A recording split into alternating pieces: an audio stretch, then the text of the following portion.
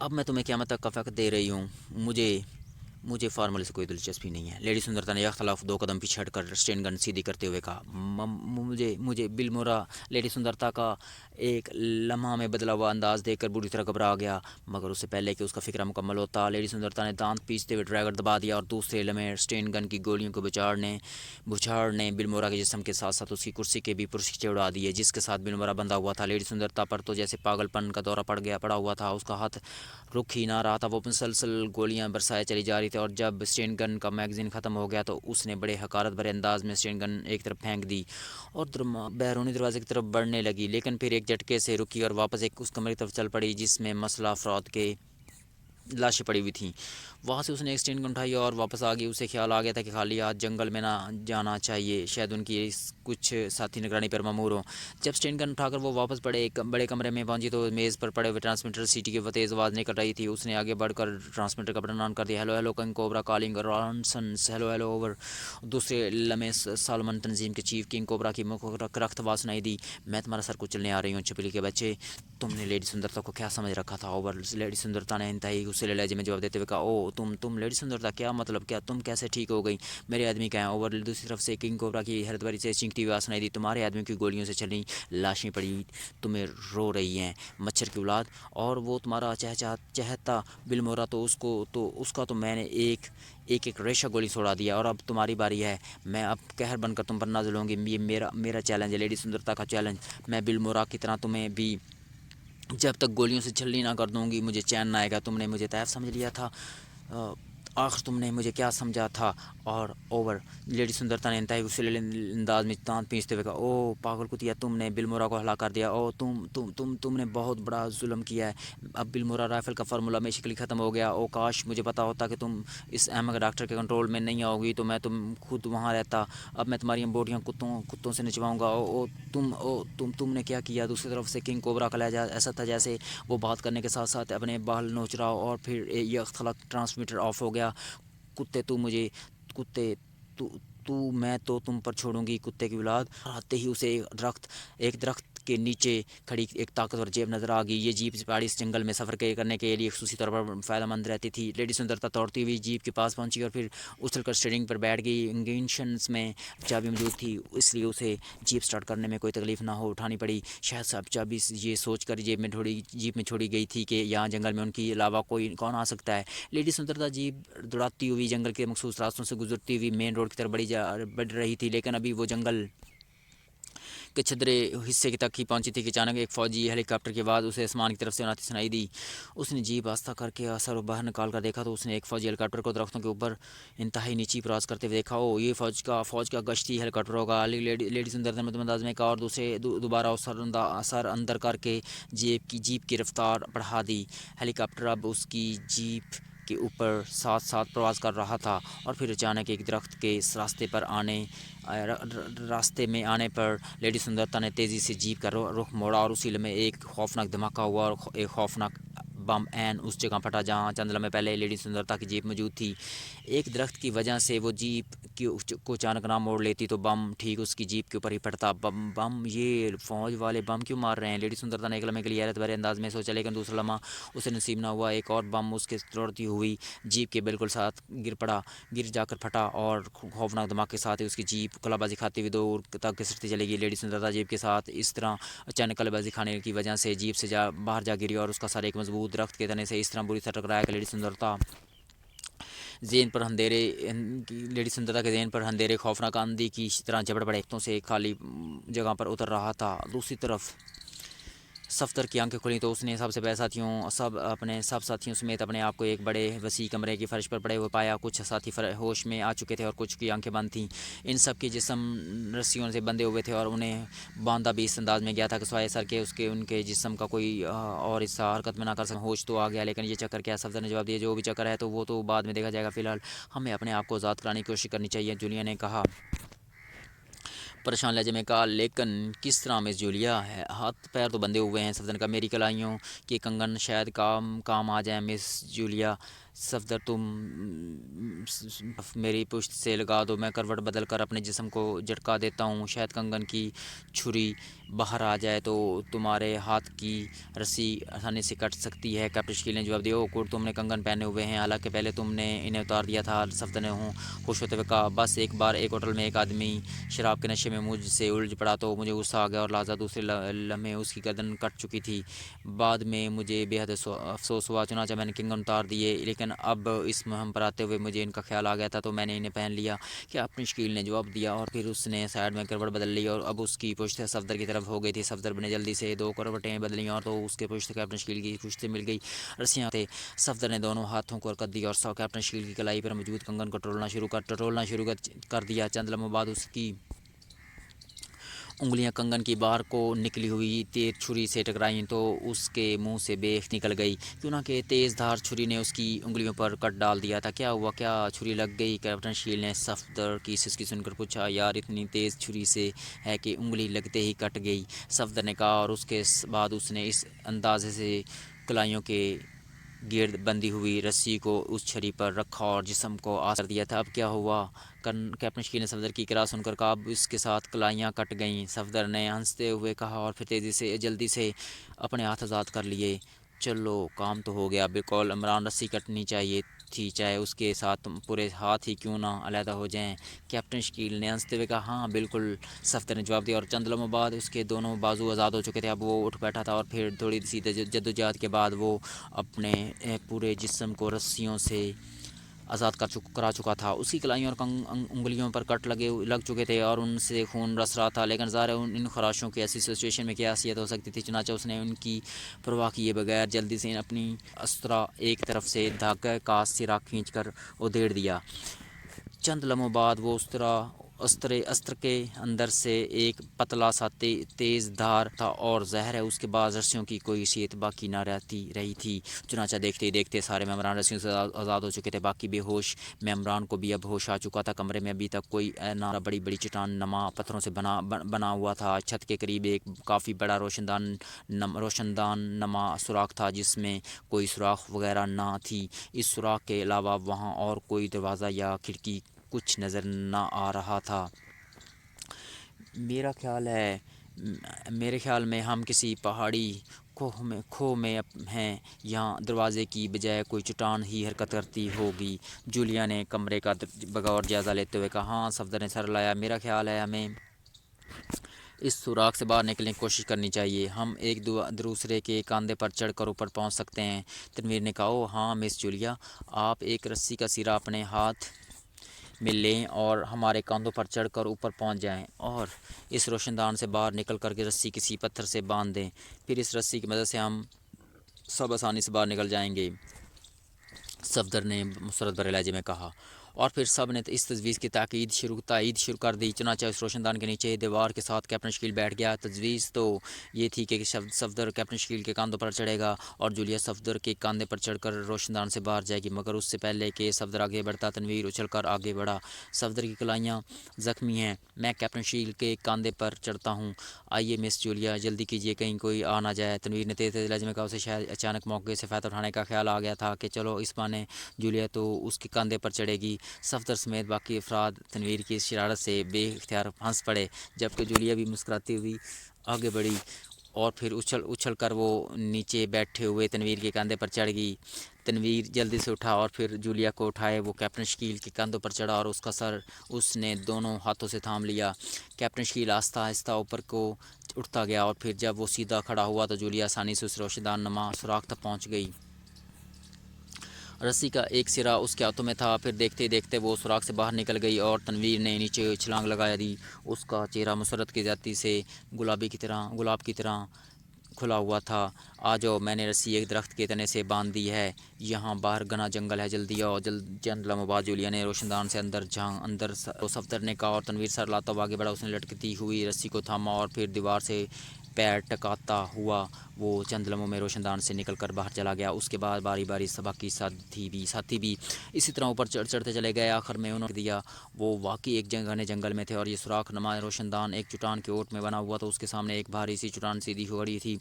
میرے خیال میں جب وہ اس سوراخ کو بند کرنا چاہتے ہوں گے تو اس चट्टान को इस सुराख पर डाल देते होंगे, नुमाने ने कहा और बाकियों ने सर हिला दी। जंगल में कोई आदमी नज़र ना आ रहा था। वो सब उस पहाड़ी से नीचे उतरने लगे और फिर जंगल से होते हुए थोड़ी देर बाद एक सड़क पर पहुंच गए। इस सड़क पर ट्रक, बसें और आ जा रही थीं। थोड़ी देर बाद उन्हें एक बस ने उठा लिया। कहाँ जाना है आपने?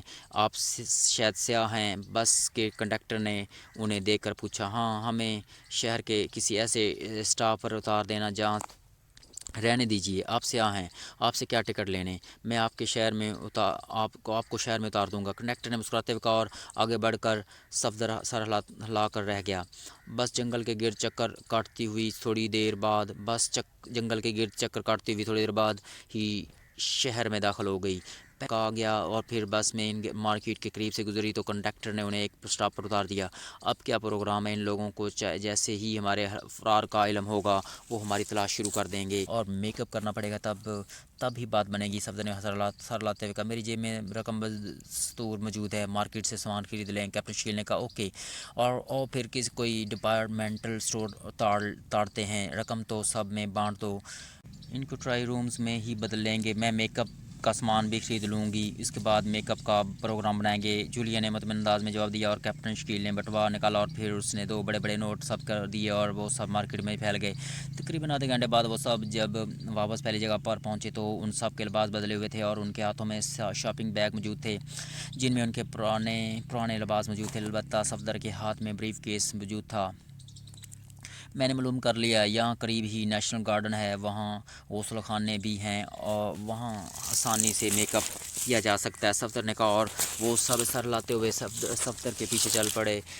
थोड़ी देर बाद वो एक काफ़ी बड़े और वसी बाग में पहुँच गए। ये दारुल-हुकूमत टलम्बो का नेशनल गार्डन था, इंतहाई वसी और रीज़ और खूबसूरत, लेकिन वहाँ रश ना था। इक्का दुक्का जोड़े अलबत्ता घूमते फिर रहते। तलाश करते करते उन्हें एक कोने में जदीद अंदाज बने हुए गुस्लखानों की एक कतार नज़र आ गई। मैं अंदर जाकर मेकअप करता हूँ और मैं बैग वहीं छोड़ाऊँगा, बारी बारी बाकी अंदर जाकर मेकअप आएगा। मेरे ख्याल में अगर हम मुकामी मेकअप कर लें तो ज़्यादा आसानी रहेगी, सफदर ने कहा और सब ने उसकी तजवीज़ की तायद कर दी। इन सब को मेकअप करने में तकरीबन 1.5 घंटा लग गया। 1.5 घंटे बाद वो सब मकामी मेकअप और नए लिबासों में आ चुके थे। हाँ, अब सोचना चाहिए कि क्या प्रोग्राम है। वो सब दरख्तों के एक झुंड में इकट्ठे बैठे हुए थे। मैं पर्सनल सेक्रेटरी को फ़ोन करती हूँ, जूलिया ने कहा। नहीं मिस जूलिया, यहाँ अब किसी का एतबार नहीं, पहले भी शायद बात लीक आउट हो गई थी तो कोठी पर छापा पड़ गया। हमें खुद कोई इंतज़ाम करना चाहिए। किसी प्रॉपर्टी डीलर के ज़रिए कोई कोठी भी हासिल की जा सकती है और कारें भी किराए पर ली जा सकती है, सफदर ने कहा, लेकिन इसके लिए तो लंबी रकम चाहिए और रकम हमारे पास मौजूद नहीं है, जूलिया ने होंठ काटते हुए कहा। मार्केट में हज़ारों अफराद जेबों में रकमें डाले फिर रहे हैं, ये काम कब काम आएंगी? तनवीर ने मुँह बनाते हुए कहा, अरे क्या मतलब, क्या तुम जेबें काटोगे? जूलिया ने चूं कर हैरत भरे अंदाज में तनवीर की बात की तरफ देखते हुए कहा, जैसे उसे तनवीर की बात से शदीद कोफत पहुंची और जूलिया के तासरात देखकर तनवीर के चेहरे पर शर्मिंदगी के आसार नुमाया हो गए। वैसे ज़रूरत पड़ने पर इस काम में भी कोई अर्ज नहीं है, लेकिन मेरे ख़्याल में इसकी ज़रूरत नहीं पड़ेगी। मैंने डिपार्टमेंटल स्टोर के साथ एक इलेक्ट्रॉनिक गेम शॉप देखी थी, वहाँ से हम आसानी से फौरी ज़रूरत के लिए मकबूल रकम हासिल कर सकते हैं। सफदर ने तनवीर को शर्मिंदा होते देख कर उसकी हिमायत करते हुए कहा और तनवीर बड़े ममनुमा अंदाज में सफदर को देखने लगा। ऐसा भी तो हो सकता है कि जो थोड़ी सी रकम है उससे भी हाथ धो बैठें। जूलियन मुँह बनाते हुए कहा, मिस जूलिया, फिर आपको अपनी टीम के मेंबरान की सलाहियतों का भी पूरी तरह इल्म नहीं है। वैसे तो इस मामले में शायद थोड़ी बहुत महारत सबको ही होगी, लेकिन खावर तो इस मैदान में ओलंपिक चैंपियन का दर्जा रखता है। आपको शायद मालूम नहीं कि पाकिस्तान सारे इलेक्ट्रॉनिक कॉम्स वाले खावर को सिर्फ इसलिए रकमें देते हैं कि वो उनके साथ ताउन करे। सफदर ने हंसते हुए कहा, अच्छा कमाल है, मुझे तो इल्म ही नहीं। जूलिया ने हैरान होते हुए खावर की तरफ देख कर कहा, जो मुस्कुरा रहा था, मिस जूलिया, मैं बस शुक्र के लिए ऐसा करता हूँ, वैसे आप बेफिक्र रहें। इलेक्ट्रॉनिक गेम्स के सिलसिले में मेरा जहन मास्टर कंप्यूटर की तरह काम करता है। आइए फिर आपको कमाल दिखाऊं। खावर ने हंसते हुए कहा, चलो फिर हो जाए, ताकि रकम का बंदोबस्त होते ही कोई सिलसिला किया जाए। जूलिया ने रजामंद होते हुए कहा, और मेरे ख्याल में हमें इकट्ठा नहीं रहना चाहिए, क्यों ना कि अब तक जो पार्टी भी हमें अगवा करके ले गई थी उसे हमारे नकल जाने का इल्म हो गया होगा और हो सकता है वो सही तादाद की बिना पर हम पर शक कर गुजरें। सफदर ने कहा, ठीक है, دو دو تین تین کی ٹکڑیاں کر لیں۔ تنویر، میں اور نعمانی، خاور، صفدر اور کیپٹن شیلز، چوہان اور صدیقی، جولیا نے خود ہی ٹکڑیاں بھی بنا دی اور سب نے تیزی میں سر ہلا دی۔ اس نے خود ہی تنویر کو اپنی ٹکڑی میں شامل کر لیا تھا اور تنویر کی آنکھوں میں چمک ابھر آئی تھی۔ جولیا نے شاید اس خیال سے اسے خود ہی اپنے ساتھ شامل کر لیا تھا کہ اس سے پہلے اپنی بات پر اس نے تنویر کو خاصا شرمندہ ہوتے دیکھ لیا تھا۔ کیپٹن شکیل کے پاس رقم بچ گئی تھی، اس لیے اس نے بٹوا نکالا اور صرف ایک نوٹ رکھ کر باقی سب بڑے نوٹ خاور کی طرف بڑھا دیے۔ خاور نے رقم لے کر اپنی جیب میں ڈال لی اور پھر وہ سب سیر کرنے والوں کے سے انداز میں ایک دوسرے سے گپیں کرتے ہوئے اپنی ٹکڑیوں کی صورت میں نیشنل گارڈن کے مین گیٹ کی طرف بڑھ گئے۔ دوسری طرف کرنل بشمورے کے کوئی ٹرانسمیٹر کی طرف مڑتے ہی فرش پر ٹیڑھے سیدھے پڑے عمران نے آنکھیں کھول دیں۔ اس کے چہرے پر شرارت بھری مسکراہٹ پھیل گئی۔ یا تو کرنل بشمورے کو اپنے اس چپٹے ریوالور پر اس قدر اعتماد تھا کہ اس نے عمران کے نیچے گرنے کے بعد اسے مزید چیک کرنے کی ضرورت ہی نہ سمجھی تھی، یا پھر عمران کے چیخنے گرنے اور تڑپنے کے بے داغ اداکاری سے دھوکہ کھا گیا تھا۔ حالانکہ جیسے ہی اس کے ہاتھ میں ریوالور نظر آیا تھا، عمران ریوالور کی ساخت دیکھتے سمجھ گیا تھا کہ اس ریوالور کی گولی بغیر دھماکے کے شکار کو ختم کر دیتا ہے۔ چنانچہ عمران پلک چپکنے میں حرکت میں آ گیا تھا۔ اس کے پاس اتنا وقت نہ تھا کہ وہ کرنل بشمورے پر حملہ کر کے اس سے ریوالور چھین لیتا یا لات مار کر اس کا ریوالور اٹھا دیتا۔ اس لیے اس نے دوسری حرکت کی تھی کہ ریوالور اس کے ہاتھ سے دیکھتے ہی وہ چینخ مار کر نیچے گرا تھا۔ اس طرح ریوالور سے نکلنے والی باریک سی گولی اس کے کاندھے کے اوپر سے گزر کر پچھلے دروازے میں غائب ہو گئی تھی۔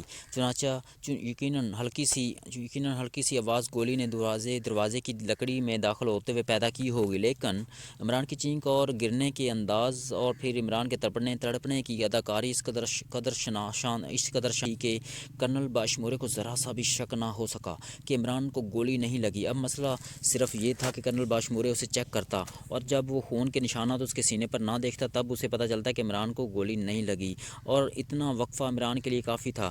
اس لیے اس نے نیچے گرتے ہی تڑپنے کی اداکاری کرتے ہوئے اپنا جسم الٹا کر لیا تھا تاکہ سینے پر خون کے نشان کو عدم موجودگی فوری طور پر کرنل بشمورے کے نظروں میں نہ آئے۔ نیچے گرنے سے اس کا مقصد بھی یہی تھا کہ اسے گرتے ہوئے دیکھ کر کرنل بشمورے لازماً دوسری گولی چیک کیے بغیر نہ چلائے گا، اور وہ نیچے گر کر جب بھی چاہے کرنل بشمورے کی ٹانگیں کھینچ کر اسے الٹا کر سکتا ہے۔ لیکن کرنل بشمورے نے دوسری گولی چلانی تو ایک طرف اس کی موت جیسے ہی عمران کا جسم تڑپ کر ساخت ہوا، وہ تیزی سے مڑ کر اس میز کی طرف بڑھ گیا جس پر ٹرانسمیٹر موجود تھا اور جسے وہ عمران سے جھگڑے سے پہلے استعمال کر رہا تھا۔ کرنل بشمورے نے جلدی سے ٹرانسمیٹر کا بٹن آن کیا۔ ہیلو سی بی کالنگ کے اوور۔ کرنل بشمورے نے چینک کر کہنا شروع کر دیا اور عمران فوراً سمجھ گیا کہ وہ اپنے اور کنگ کوبرا کے ناموں کے مخفف استعمال کر رہا ہے، یعنی کرنل بشمورے کی جگہ سی بی اور کنگ کوبرا کی جگہ پر کے۔ یس کنگ کوبرا ٹیننگ جو۔ کرنل بشمورے غضب ہو گیا، میں ابھی تمہیں خود کال کرنے والا تھا۔ پوائنٹ سے تمہاری بھتیجی لیڈی سندرتا فرار ہونے میں کامیاب ہو گئی ہے۔ اس نے وہاں موجود 4 آدمیوں کو بھی ہلاک کر دیا اور غضب یہ کیا ہے کہ وہ ساتھ ہی بلمورا کو بھی ہلاک کر دیا۔ ہمارا سارا مشن ہی فیل ہو گیا ہے۔ میں نے ہیلی کاپٹر بھیج دیا ہے اور ہدایت دے دی ہیں کہ لیڈی سندرتا کو ہر قیمت پر ہلاک کر دیا جائے۔ اور دوسرا غضب اور بھی ہو گیا ہے، نہ جانے اس بار ہمارے ساتھ کیا ہو رہا ہے۔ وہ سیکرٹ سروس کے ارکان ٹاپ روم سے پرسرار انداز میں نکل جانے میں کامیاب ہو گئے ہیں۔ وہ سب انتہائی مضبوط رسیوں سے بندھے ہوئے تھے، میں نے ان کی تلاشی بھی لی تھی۔ ان کے پاس نہ ہی کوئی خنجر تھا اور نہ ریوالور، اور وہ بے ہوش تھے۔ میں تمہارے انتظار میں تھا، تم نے خود ہی کہا تھا کہ میرے آنے تک انہیں کچھ نہ کہو۔ اب میرے آدمیوں نے اطلاع دی ہے کہ فرش پر پٹی ہوئی رسیوں کے ڈھیر پڑے ہوئے ہیں اور وہ سب غائب ہیں۔ میں نے انہیں تلاش کرنے کا حکم دے دیا ہے، لیکن پورے جنگل میں ان کا کہیں پتہ نہیں چل سکا۔ اوور۔ کنگ کوبرا نے انتہائی پریشان لہجے میں کہا۔ یہ تو بہت غضب ہو گیا، انتہائی غضب ہو گیا۔ اب تو سب کچھ ختم ہو گیا۔ لیڈی سندرتا کو اب لازماً ہلاک کرنا ہونا چاہیے، ورنہ میرے بھائی تک اطلاع پہنچ گئی تو پھر وہ غصے سے پاگل ہو جائے گا۔ ادھر سیکرٹ سروس کا فرار، یہ سب کچھ ہمارا مسئلہ بن گیا ہے۔ دوسری طرف بات یہ کہ بلمورا کے ہلاک ہونے کا مطلب ہے کہ سارا کیا دھرا ختم۔ یہ سب تمہارے اس آدمی بٹاکر کی حماقت سے ہوا ہے، اور نہ وہ اس احمق عمران کو ساتھ لے آتا اور نہ یہ نرالا کھیل شروع ہوتا۔ بہرحال میں نے عمران کو ہلاک کر دیا ہے، باقی رہی سیکرٹ سروس تو اس سے میں خود نپٹ لوں گا۔ تم ایسا کرو کہ فوری طور پر اپنے ہیڈ کوارٹر میں بند ہو جاؤ، اپنی تمام سرگرمیاں فوری طور پر معطل کر دو۔ جب تک یہ سیکرٹ سروس ختم نہیں ہو جاتی اور سندرتا کے ہلاک ہوتے ہی مجھے اطلاع دینا، میں اس کی لاش کو فوری طور پر پیکیشیا پہنچا کر کسی سڑک پر پھنکوا دوں گا۔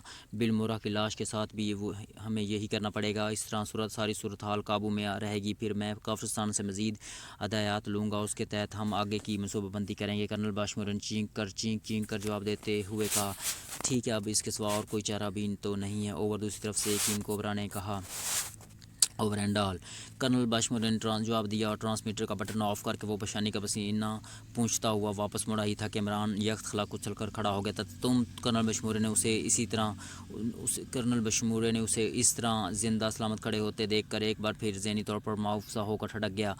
دراصل میرا تعلق بھوتوں کی نسل سے ہے، عمران نے مسکراتے ہوئے کہا۔ اس کے ساتھ ہی اس نے بجلی کسی تیزی سے کرنل باشمور پر چھلانگ لگا دی۔ کرنل باشمور حیرت کے دوسرے شدید ترین جھٹکے کی وجہ سے حرکت میں ہی نہ کر سکا۔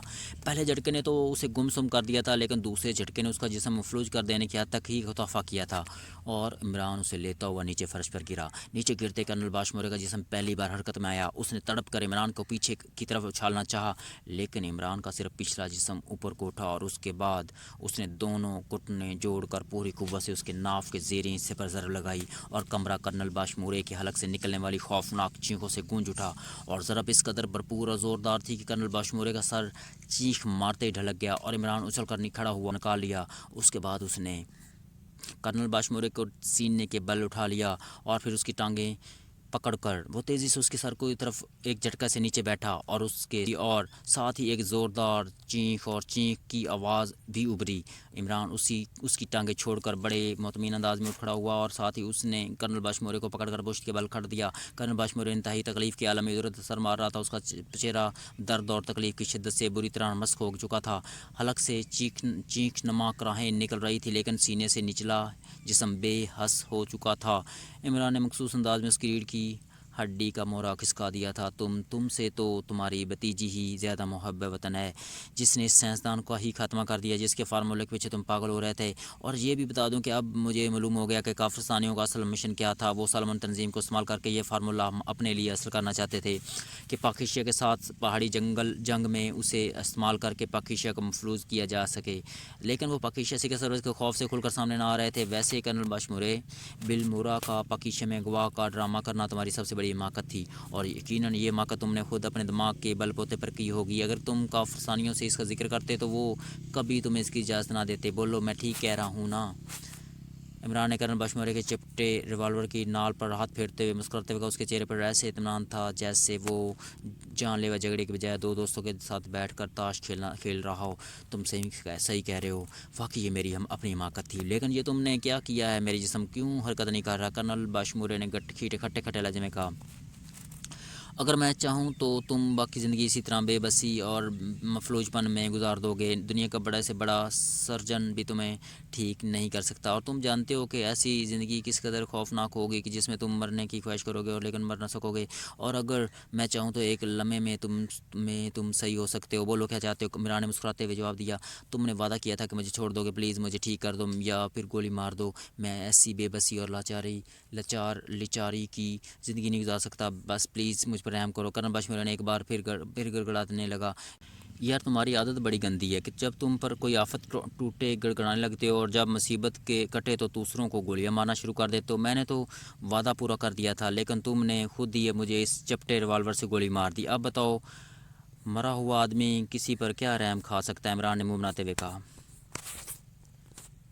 تم انسان نہیں ہو، کوئی اور چیز ہو۔ میں وعدہ کرتا ہوں کہ کرنل باشمور نے اسی طرح آزن انداز میں کڑکڑاتے ہوئے کہا کہ تمہیں موقع ملتے انسان بنا دوں گا۔ ٹھیک ہے، تو تمہارا یہ ریوالور انسان بنانے کے کام آتا ہے، خوب۔ عمران نے مسکراتے ہوئے اس کا فکرہ مکمل کر دیا، اور اس کے بعد اس نے ریوالور کا رخ کرنل باشمور کی طرف کر دیا۔ آخری بار معاف کر دو، پلیز مجھے معاف کر دو، کرنل باشمور نے بری طرح خوف زدہ ہوتے ہوئے کہا۔ کیوں نہ ریوالور سیدھا کرتے ہی عمران کے چہرے پر اختلاف انتہائی درجے کی سرد موری چھا گئی تھی۔ ایک شرط ہے کہ تم میرے سامنے کسی سیکرٹ سروس کی ہدایت کر دو کہ وہ پاکیشیا سیکرٹ سروس سے مکمل تعاون کریں۔ عمران نے ہونٹ پھینچتے ہوئے کہا، میں کر دیتا ہوں۔ تم ٹیلی فون اٹھا کر میرے قریب رکھو اور اس پر 1013001 نمبر ڈائل گھما کر ریسیور میرے کانوں میں لگا دو۔ کرنل باشمور نے فوراً رضامند ہوتے ہوئے کہا۔ عمران سر لاتا آگے بڑھا اور اس نے ایک کونے میں تپائی پہ رکھا ہوا ٹیلی فون اٹھا کر اس کی لمبی تار کو گھسیٹا ہوتا ہوا فون فرش پر پڑے ہوئے کرنل باشمور کے قریب رکھا، اور پھر اس نے خود ہی ریسیور اٹھا کر نمبر گھمایا اور ریسیور کرنل باشمورے کے کانوں سے لگا دیا اور خود نیچے بیٹھ کر اپنے کان بھی ریسیور کے ساتھ لگا لیے۔ یس راٹھور اسپیکنگ۔ چند لمحوں بعد دوسری طرف سے ایک باری آواز سنائی دی، کرنل باشمورے بول رہا ہوں۔ راٹھور کیا رپورٹ ہے؟ کرنل باشمورے نے کہا، کس بارے میں سر؟ پاکستان سیکرٹ سروس کو تو آپ کے حکم پر اسپیشل ایجنسی والے اغوا کر کے لے گئے تھے سر، اس کے بعد مجھے تو کوئی اطلاع نہیں۔ البتہ سر آپ نے سالمن تنظیم کے متعلق ایکشن گروپ کو فعال کرنے کا حکم دیا تھا سر، وہ میں نے کر دیا ہے۔ ایکشن گروپ والوں نے بڑی جدوجہد کے بعد کیفے ڈریگن کے مالک اور زیر زمین دنیا کے مشہور گنڈے شاکانہ کو پتہ چلایا ہے کہ وہ اس کا سالمن تنظیم سے گہرا تعلق ہے اور وہ اس شہر میں سالمن تنظیم کے مفادات کا نگران بھی ہے اور ان کو خوراک اور اسلحہ وغیرہ بھی سپلائی کرتا ہے، لیکن اس کی تنظیم جسے شاکانہ گروپ کا نام دیا جاتا ہے انتہائی مؤثر، فعال اور طاقتور ہے۔ پورے ٹانلمبو میں اس کا گروپ چھایا ہوا ہے، اس لیے اس کے خلاف زبردست جدوجہد کرنی پڑے گی، ورنہ آسانی سے اس پر ہاتھ نہیں ڈالا جا سکتا۔ اب آپ جیسے حکم کریں۔ راٹھور نے خود جواب دیا۔ اسی لمحے عمران نے ریسیور واپس کھینچا اور اپنے ہونٹوں پر انگلی رکھ کر کرنل باشمورے کو خاموش رہنے کے لیے کہا، ہیلو سر۔ آپ نے جواب نہیں دیا۔ دوسری طرف سے راٹھور نے خاموشی محسوس کر تیز لہجے میں کہا، سنو راٹھور، پاک Asia secret service Sri Lanka کے مفاد میں کام کرنے آئی ہے۔ ہمیں غلط فہمی ہوئی تھی، صدر مملکت نے انہیں خاص طور پر بلوایا ہے، وہ سالمن تنظیم کے خلاف کام کرنے آئی ہے، اس لیے یہاں کی سیکرٹ سروس ان کے ساتھ بھرپور تعاون کرے گی۔ عمران نے کرنل باشمورے کے لہجے اور آواز میں خود بات کرتے ہوئے کہا، اور کرنل باشمورے ہو بہو اپنی آواز اور لہجہ عمران کے منہ سے نکلتے دیکھ کر حیرت سے دنگ رہ گیا۔ اس کی آنکھیں ایک بار پھر پھیلنے لگ گئی تھیں۔ او یس سر، میں پہلے بھی سوچ رہا تھا کہ پاکستان سے تو ہمارے بہترین تعلقات ہیں، لیکن سر آپ نے خود ہی اس کی نگرانی کا حکم دیا تھا، اس لیے سر اب جیسا حکم سر۔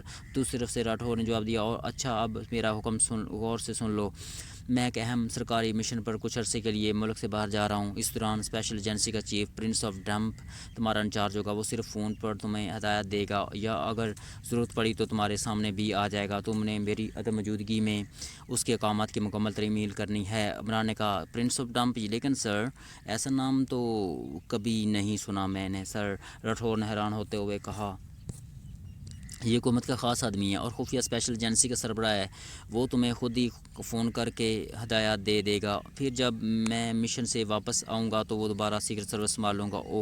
اوکے، عمران نے کہا۔ یس سر، جیسے حکم سر۔ دوسری طرف سے راٹھور نے کہا، اور عمران نے کرنل باشمورے کے لہجے میں اوکے کہہ کر صبر رکھ دیا۔ یہ تم نے کیا کہہ دیا؟ یہ پرنس کون ہے؟ کرنل باشمورے نے حیرت بھرے لہجے میں کہا، تمہیں بہرحال طویل اہم مشن پر جانا ہے تو تمہارے بعد کسی نہ کسی کو تو انچارج بننا ہی تھا۔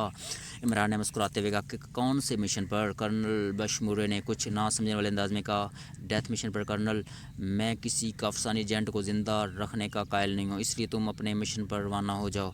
عمران نے انتہائی سرد لہجے میں کہا، اور دوسرے لمحے اس نے ہاتھ میں پکڑے ہوئے کرنل باشمورے کے چپٹے ریوالور کا ٹریگر دبا دیا۔ دوسرے لمحے چڑک کی آواز کے ساتھ ہی کرنل باشمورے کو چینکنے کا بھی موقع نہ ملا اور گولی ٹھیک اس کی پیشانی میں گھسی اور اس نے اس کی کھوپڑی کے پرخچے اڑا دیے۔ عمران نے ایک طویل سانس لیتے ہوئے ریوالور جیب میں ڈالا اور پھر اس نے اس عمارت کی تلاشی لینی شروع کر دی۔ اس نے چونکہ خود یہاں کسی کے سروس کو عارضی چیف بننے کا فیصلہ کر لیا تھا، اس لیے اس نے مناسب سمجھا کہ اس عمارت کو اصل نوعیت کا اندازہ کر لے، اور پھر تقریباً آدھے گھنٹے بعد جب وہ تلاشی سے فارغ ہوا تو اسے عمارت کے متعلق بہت کچھ معلوم ہو گیا کہ اس عمارت کو کرنل باشمورے اپنے ذاتی ہیڈ کوارٹر کے طور پر استعمال کرتا تھا۔ یہاں اسے ایک برقی بھٹی کا بھی پتہ چل گیا، چنانچہ اس کے لیے کرنل باشمورے سمیت باقی لاشوں کو ٹھکانے لگانے کا کام آسان ہو گیا۔ چنانچہ اس نے سب سے پہلے کرنل باشمورے کی لاش کو بھٹی کے نظر کیا اور اس کے بعد باری باری لاشیں بھی بھٹی میں جلا کر راکھ کر دیں۔ اب وہ پوری طرح مطمئن ہو گیا تھا اور اب مسئلہ صرف پاکستان سیکرٹ سروس کو تلاش کا تھا۔ چنانچہ اس نے مناسب سمجھا کہ وسیع ہیئت العمل کے ٹرانسمیٹر پر پہلے پاکستان میں بلیک زیرو سے بات کرے تاکہ اس سے پتہ چل سکے کہ اس نے کس ممبر کو یہاں بھیجا ہے اور کیا ہدایت دے کر۔ چنانچہ اس نے ٹرانسمیٹر پر بلیک زیرو کی لانگ رینج فریکوینسی سیٹ کرنی شروع کر دی۔